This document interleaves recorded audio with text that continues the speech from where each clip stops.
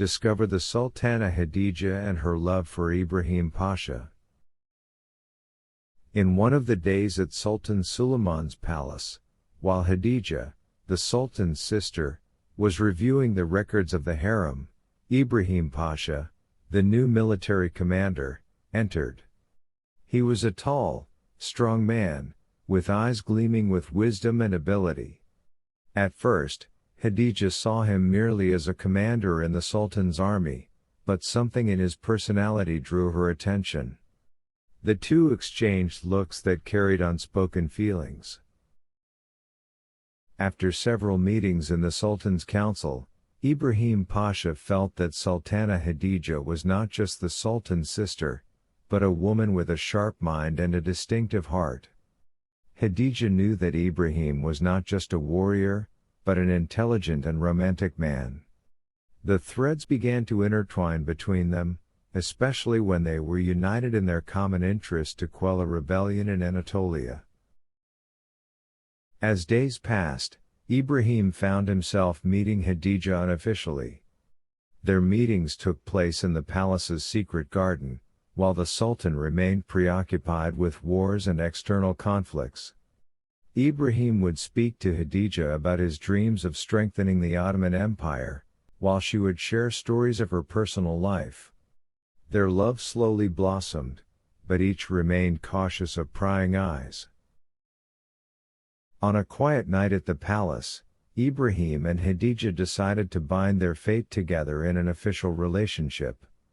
This decision required great courage in the Sultan's palace, where political enemies lurked.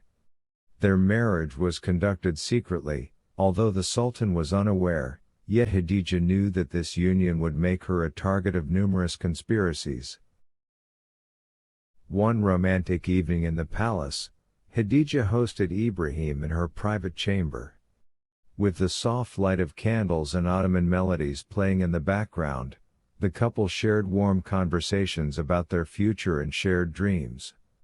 "You are everything in my life, Khadija," Ibrahim whispered as his hands gently touched hers. Yet, behind this tranquility lay storms of politics and conspiracies. Despite the love that brought Khadija and Ibrahim together, some women in the harem began to feel jealousy over her increasing power. Particularly, Sultana Khadija, who constantly sought to maintain her position in the palace, began stirring discord about the relationship between Khadija and Ibrahim. Even some Ottoman statesmen began to feel that Ibrahim was becoming a threat to the Sultan's authority. As Ibrahim Pasha's influence within the Ottoman army grew, plans began to form inside the palace. Some close figures to the Sultan were conspiring against him, viewing his relationship with Khadija as a threat to the Sultan's reign. "Ibrahim Pasha must be eliminated before he overshadows the Sultan," one of them said in a secret conversation with Khadija. This was the beginning of the great betrayal that would lead to Ibrahim's death. On a dark morning, Ibrahim Pasha was summoned to the Sultan's chamber under the pretense of discussing state affairs. However, what he didn't know was that this invitation was a carefully laid trap. As soon as he entered, he was struck with a fatal blow. Everyone was stunned, but Sultana Khadija was the most affected. She felt a deep shock and sorrow, as if her heart had been torn to pieces. In the days following Ibrahim's death, Khadija sank into sorrow. She sat in her chamber, recalling every beautiful moment she had spent with her beloved husband. "How can I live without you, Ibrahim?" she whispered to herself. Rumors spread throughout the palace that Khadija had been involved in the conspiracy against Ibrahim, but no one knew the full truth.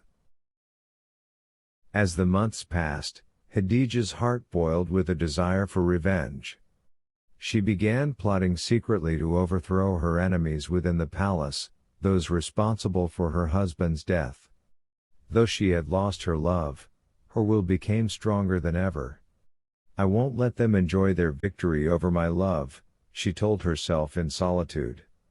Sultana Khadija turned into a merciless lady, handling matters in the shadows, hiding in her heart the winds of revenge that would come one day.